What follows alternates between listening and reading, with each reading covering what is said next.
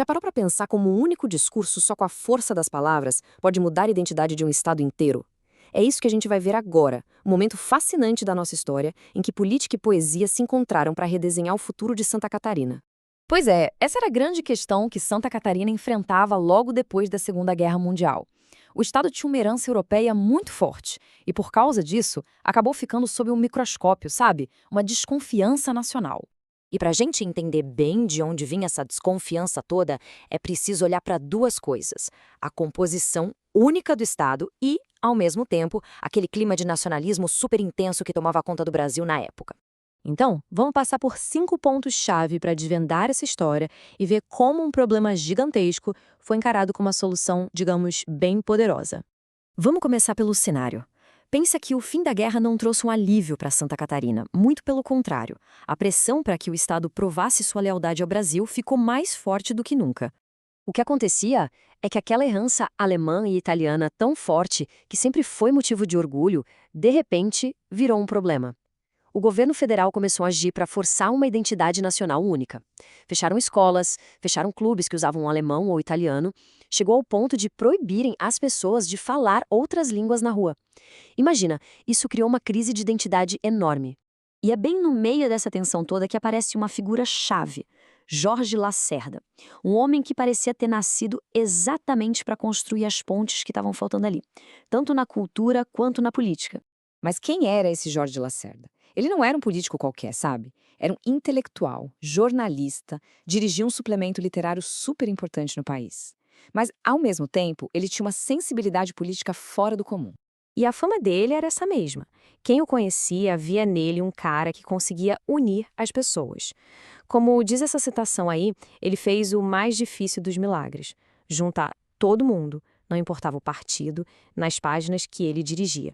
Mas aqui vem o ponto crucial, o que realmente faz a diferença na história. Além de tudo, Lacerda era um representante oficial do Ministério da Justiça.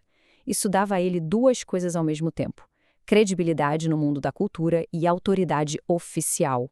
Era uma combinação rara e muito, muito poderosa para o que ele precisava fazer.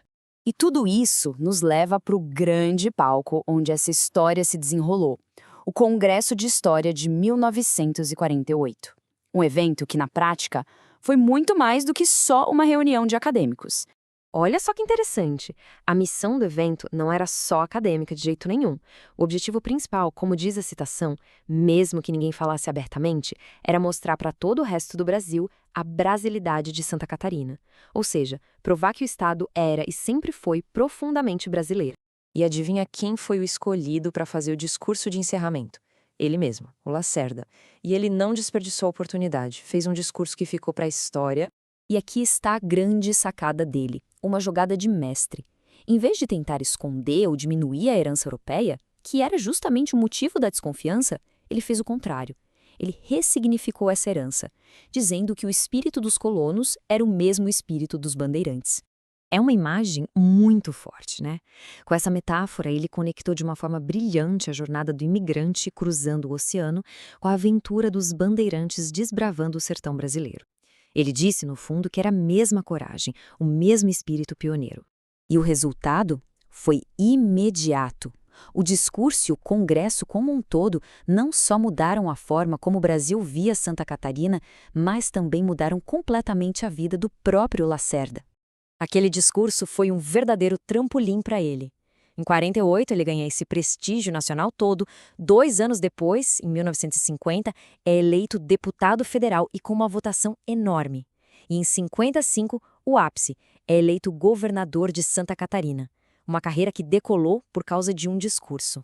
No final das contas, o que o Lacerda fez foi dar uma nova narrativa para Santa Catarina. Ele conseguiu criar uma identidade que, ao mesmo tempo, tinha orgulho das suas raízes europeias, mas que era, sem dúvida nenhuma, brasileira.